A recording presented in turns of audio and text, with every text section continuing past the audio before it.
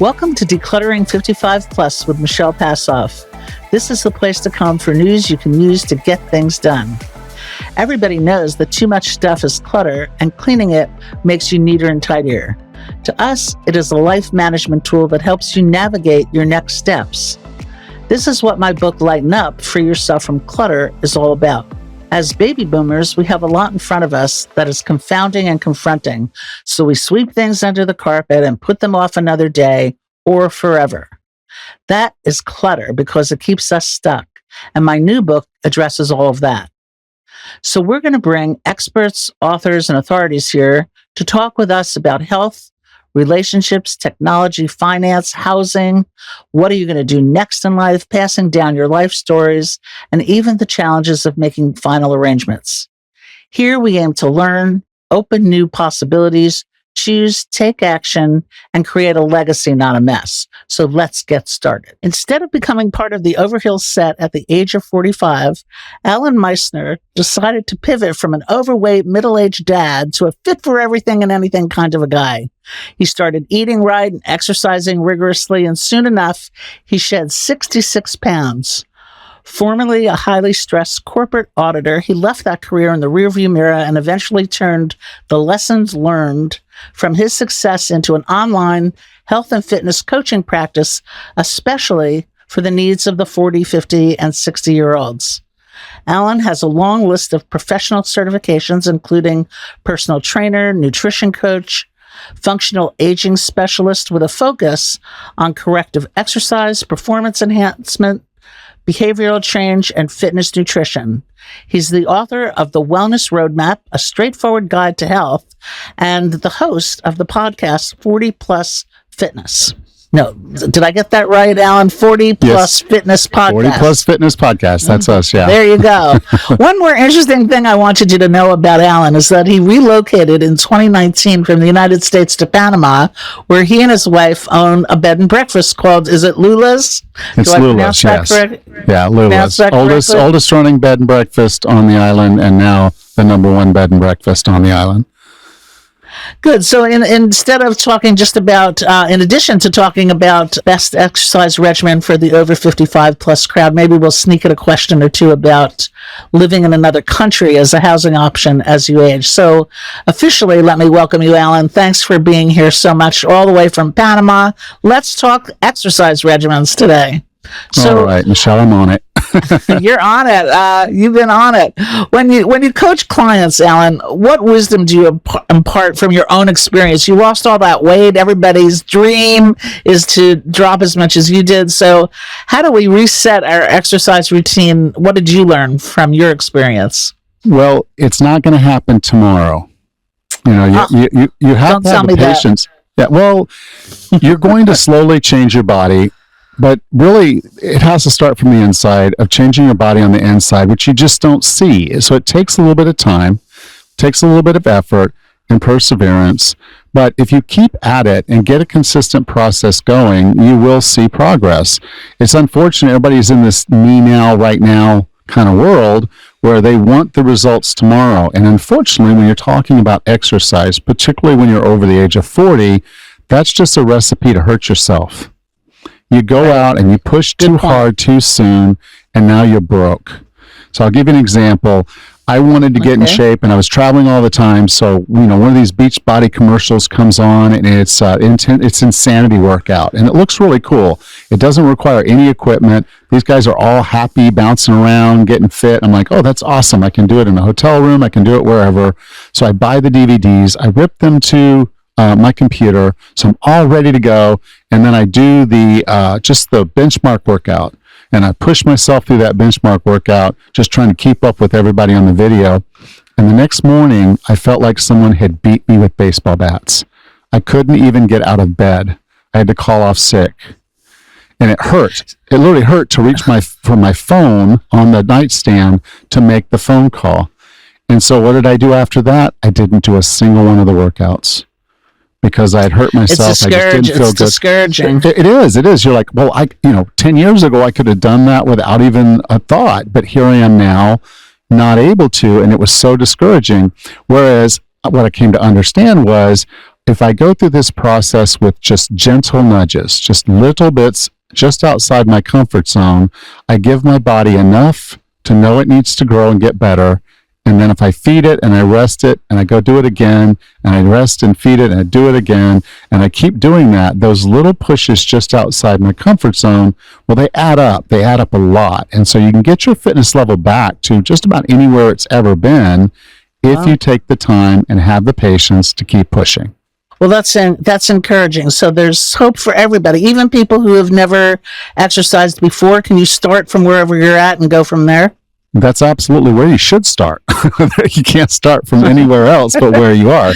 But if you think, I never did it, how am I going to ever start now? Right. And the whole point is it's the start. So if I had one client, okay, here's an example. She realized she was getting winded just walking to her car in the morning to get into her car to drive to work. So what I told her was, I said, okay, well, here's what we're going to do. Tomorrow when you drive to work, when you're going to go drive to work, you walk out to your car, I want you to do one lap around your car before you get in it. And she was thinking, that won't do anything. That won't do anything. But I'm like, do it. She did that for a few days when we were in touch. And I said, okay, you're doing the one lap. How's it feel? She said, it's getting easier. I'm like, okay, tomorrow do 2 laps. And so we went through this process for a few weeks. And within that time, now she's walking around the neighborhood and she's not getting winded, doing a gradual walk, the same pace that she would walk to her car. And so the cool thing, and this is what I love about the human body, is it's magic. It will improve. If you take the time to do the right things for your body, it will respond for you and it will get better. So how do you know the right things to do for your body? How do you get, what I was thinking is, when I was younger, I would just do anything I felt like. If they were given a class at the gym on this, I would take that. If they were, into a group running, I would run. Should your exercise regimen be more deliberate? And how do you make a plan that is right for you at your age? Where do you start? The answer is actually both. Exercise can be fun, like you said, riding a bike, hanging out, doing a class, water aerobics, this or that. So there's no reason that exercise can't be somewhat fun. But that said, I like to approach exercise and all this, and really instead of calling it workouts and calling it exercise, let's call it training. And what I mean by that is you're training to be fit for task. So if you're over a certain age and you can't open a jar of pickles, you're no longer independent. You're dependent on somebody or something to open that jar of pickles for you. So we got to work on that because no one wants to be dependent. And so I look at it from the perspective of fitness for task. What are the things that are important to you? So if you're going to take your grandchildren to the zoo, are you the one that's going to be sitting at the bench at the front gate waiting for them to finish running around all the animals and get home and tell you about it? Or are you going to be the one walking around the zoo keeping up with your grandchildren? So at that point, the most important thing for you is stamina. So you work to maintain your stamina. In some cases, it's strength. So there's this wonderful, wonderful commercial. I don't even know what it was really for, to tell you the truth. But it's this old man. He gets this kettlebell out, and he just starts doing this exercising with this kettlebell. His neighbors think he's crazy. His daughter thinks he's crazy. And he goes through this workout. He gets to a point where he's consistently doing it every single morning, and he can do this kettlebell. And you're like, well, okay, that's great. Then he shows up at his daughter's house for Christmas. And there's his granddaughter coming down the steps, and he gives her a gift, and it's the star for the top of the tree. And he's able to bend down, grab her, and lift her up to put the star on the tree. Okay. She's a kettlebell. She's the kettlebell, right. And so it was that whole point of he had done all that training to be able to have that life experience. That's fit for task. That's being who you are supposed to be. So the best way to look at it is look at it backwards. What's the end goal that you want to have? I want to be stronger. I want better bone density. I want to be able to have the stamina to keep up with this and that. I want to be able to open my own jar of pickles. And I'll tell you this, I want to be able to wipe my own butt when I'm 105. And all of those require me to do some training today. So I'll be able to do those things tomorrow. Yeah, your book is called The Wellness Roadmap, A Straightforward Guide to Health. And I love the idea of a roadmap. So so the first thing you do maybe is get rid of that attitude that you can't and you won't and you're over the hill. Is that correct? Get rid of the bad attitude and get on a new attitude? It is, but it's deeper than that. It's a very emotional thing. The first part, the start, is the most important part. And so what you want to focus on is, again, we talked about fit for task, and where do you start? You start with the end in mind. You start with what you really, really need in your life and why do you need it.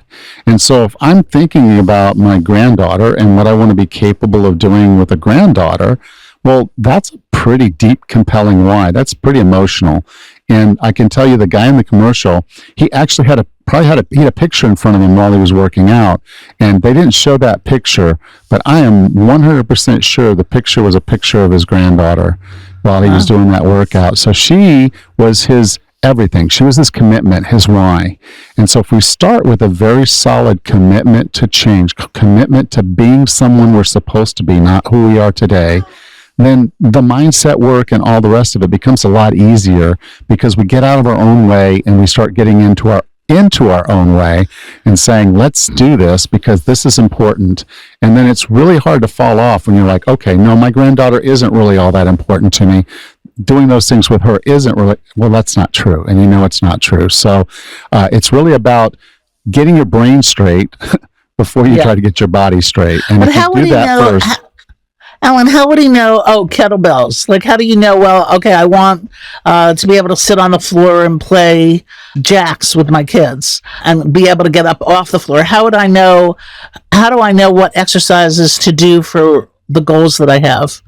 Well, first off, do the thing. So, sit on the floor.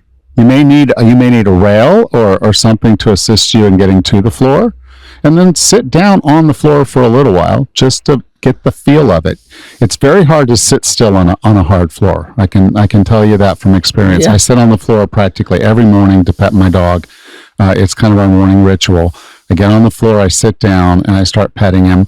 And he loves it, He gets a little playful sometimes, so I have to stand back up because he's nipping and jumping and all of that. But the whole point being is, I get on, if I want to be able to get down on the floor and spend time with someone, then I get down on the floor and I get back up.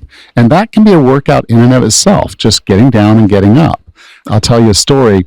When I first started dating my wife, Tammy, her son had a daughter through marriage, and that little girl was afraid of me, just terrified. I don't know why. I didn't do anything to her, but she saw this big bald-headed guy, I guess, and she's like, oh, I'm scared. So she didn't want to have anything to do with me. So what I did was I got my computer and I walked over and I sat down on the floor and I pulled up her favorite character, SpongeBob, and I started watching a video of SpongeBob on my computer sitting on the floor. So she comes over, again, very scared of me, but she just sits down and we watch an episode of SpongeBob. SpongeBob finishes, and I say, okay, you want to watch another one? She's like, sure. So we watch another one. And I think SpongeBob episodes are maybe 20, 25 minutes. I don't know. So I literally sat on the floor for about an hour. It was a tile floor because we live near the beach and on the beach. So it's tile floor. I sat there for about an hour. There's a little bit of moving, squirming as we go, which is fine. And that moment of being down in her world instead of standing up in mine and looking down completely changed that girl's relationship with me and my relationship with her. So if you want to be able your incentive to get up and down off that floor. Yes, exactly. So if you want to be a part of someone's life, you have to meet them where they are sometimes. And that's one of the struggles we have. I don't want to be a spectator in my children's and grandchildren's life. I want to be a participant. So that drives me to make sure that I'm healthy and fit, so that I'm not only just here, I'm here and I'm engaged. So I'm not sitting in a rocker looking down on the kids playing on the floor. I'm down there crawling around with them too. Do you think that you need to get a personal coach, or how many hours a day should you exercise? How many days a week should you exercise? Should you have a routine, or do you do it when you feel like it? I think there's value in having a coach to learn what you can do and shouldn't do. So there is some value to a coach. They will accelerate your results, and they will keep you from hurting yourself if you don't know what you're doing. So there's some value there, but you don't have to have one to do something. Like I said, is getting on the floor difficult? Yes. Well, get down on the floor. Use a rail, use something to keep yourself safe. Make sure if you were to fall over, you wouldn't hurt yourself, and then just get back up. And then get back down and get back up. And you just keep doing that. And that will help you build the stamina and the mobility and the balance to be able to do that as often as you want to. But the second part of your question, I think, went into how often and how much. Yeah. And that just depends on what you're trying to accomplish. If you start training and you get really good at all this and you're like, well, I want to run a marathon, well, you're going to have to train probably a little bit more than someone who just says, well, I just want to be able to do a few sprints and keep up with my grandchild while they're running through the park. And maybe not keep up with them, but at least stay close enough that I can see them and keep them from running out in the road. But it's just a function of saying, okay, my training is a part of who I want to be. And then eventually it does become a part of your lifestyle. And you say, okay, well, I want to get a little stronger, so I'm going to go do this class at the gym. And the class lasts an hour. So you're going to be in there an hour. You do what you can do. You get better and better and better. Then maybe you move and do something else. But it's really just what do you want to accomplish? Anyone over the age of 40, I strongly encourage you to do resistance training. And resistance training helps you not only build and maintain explain muscle. To us, everybody says, do you resist? Can you explain what resistance training is and what exercises would be good to do that? And why is it good to do that? Okay, resistance training just means you're moving your muscles with some resistance against it. Okay, so that can be as simple, we all think of that as weights. Like I got these big iron plates and dumbbells and kettlebells and all this stuff. Yes, those are a form of resistance training, but you can also use bands. So they sell these little bands. They're pretty cheap. They've got handles. You can use bands. And guess what? Most of us are walking around with all this body weight. That's resistance too. So the exercises you can do. What value does it have? Well, resistance. Okay, so putting your body under resistance does two things. One is it stimulates the muscle to get stronger. You're effectively communicating to your body, I need to move this weight through this space this way, and your body responds and says those muscles need to be stronger. So let's just say you're going to sit down on a chair. Okay, so you have to squat down to get down on the chair. And then you have to stand back up. The leg muscles that you need to do that have to be strong enough to hold your body weight to make that happen. You'll see too many people that have to reach over and grab something to pull themselves up because their legs aren't strong enough to get them onto their feet. So for someone like that, I'd say, okay, let's start with chair squats. And you do the squats, try to use your arms as little as you can. And yes, your legs will get really, really tired, but the next time you come back, your legs will be a little stronger. You do it again, your legs get a little stronger. You do it again, your legs get a little bit stronger. So the core of resistance training is muscle building, strength building. But that said, it also helps with bone density. If you put your body under some form of resistance, your bones have to build density to be able to hold that body weight, hold that weight, whatever it is, and they get denser. So that's one of the cool things we talked about earlier. The human body, no matter how old you are, no matter how frail you feel, no matter what's going on in your life, it is equipped to change and improve. So we put the resistance on it, we build more muscle, we build more bone density, and overall, that's a huge win. You're less likely to break your bones, let's say if you fall or trip. 100%. Which brings me to another point. I guess, there's some merit in doing balance exercises, I would imagine, or cardio exercises. Yeah. Well, over the age of 65, the incidence of falls go way, way up. There's a lot of different reasons for why that happens. Part of it's eyesight. Part of it is just how our gait changes, and part of it is strength. And yes, part of it is balance. So you can train for balance. So yes, doing the resistance training to strengthen your muscles and bones will help. Doing some balance training will also help keep you from making those falls.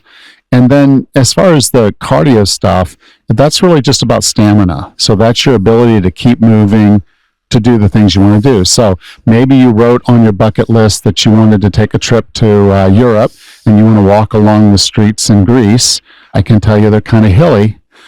So that walk is going to be pretty tough if you're not doing things to build your stamina. You're losing that stamina. The whole mantra of use it or lose it becomes so much truer as we get older. And so you want to build some stamina, maintain some stamina so you can do the things that you want to do in your life. Well, that is just the beginning. So I got some of my best exercise advice from my plumber, believe it or not. He semi-retired and came to the house for an emergency, and I was telling him that I'm doing this podcast, and he said, you know what my advice is to people? He says, if you rest, you rust. So everybody should get out there and get some exercise, and not only take your advice from Allan Misner, who's our guest today, but from my plumber, who says you rest, you rust. So get exercise. I halfway agree with them, yes. But if you've done the work, your body needs rest to rebuild. So it's a little bit of both. So one last thing I wanted to squeeze in before we wrap it up for today is how is it living as an expat in Panama? Some people are looking for where to live next. Can you give us a 30-second answer on life across the border? Yeah, it's great and it's horrible. Like it is here. Wait a minute. Yeah, it's like it is there. But no, I mean, it's different. And so what I mean is if you want the creature comforts and you want everything at your Whole Foods and you want to be able to do the things that you're doing there, it might be a little bit more difficult here. We don't have a Whole Foods, but we do have Whole Food. It's just not. Oh, there you go. Packaged. Who's the Whole Foods when you have Whole Food? Right. And they may have a power outage, or they may not manage a project a certain way, or they may shut this down, or that might happen. And so there's a lot of hiccups in the way things happen here. So what's the biggest advantage though? Well, the biggest advantage is cost in many cases, and it's just a lifestyle. Everything's slower here, and initially that's very aggravating for someone from the United States or Canada or even Europe. We want it now. I called the plumber. Where is the plumber? Well, there's only one plumber on the island, so wherever Gary is, and if he can come today, he will, but he's pretty good about saying, no, I won't make it. Whereas other Panamanians may say, yeah, I'll be there in 10 minutes, and you're like 40 minutes later, it's like, okay, what's going on? It's like, yeah, I said 10 minutes. So maybe the lesson for today, whether you're exercising or moving to another country, is, and at any age, is patience is a virtue. So patience is one of the most important virtues. Yeah. So thank you very much for taking the time today. If you want to learn more about what Allan has to say about health and exercise after the age of 40, 50, and 60, he's your guy. And why don't you tell us how people can get in touch with you, Allan? Yeah, I'm going to create a special page. Because action is the only thing that makes a difference. So take some kind of action. It's imperative. But if you want to do more, here's where you go. You go to 40, that's 40 plus fitness, that's PLUSFITNESS.com /uncluttered and then the number 1. No spaces, decluttered and the number 1. 40plusfitness.com /decluttered1, and that'll take you to the page for this episode, and I'll have links there to kind of help you along the way, and then of course my email address will be on there, so you can message me if you have any questions. Super. So Allan is a guy to listen to because he walks his talk, and we appreciate you being here today. Thank you so much, Allan. Thank you, Michelle. It's an honor. Well, that's all we have time for today. So let's wrap things up with a request that you go to our website, www.decluttering55plus.com, and click on the Let's Connect button. Share your thoughts, insights, and tell us the lessons you've learned. If you're facing challenges or celebrating triumphs on your decluttering journey, we want to hear from you. Connect with us on social media. Like us on Facebook, follow us on Instagram, and subscribe to us on YouTube. Let us know you're part of our community by rating and reviewing us from wherever you're listening from today. And don't forget, invite your friends and family, young and old, to tune in too. Let's include them in the conversation. The more, the merrier. Thanks for being with us today. And until next time, this is Decluttering 55 Plus with Michelle Passoff, wishing you a clutter-free day.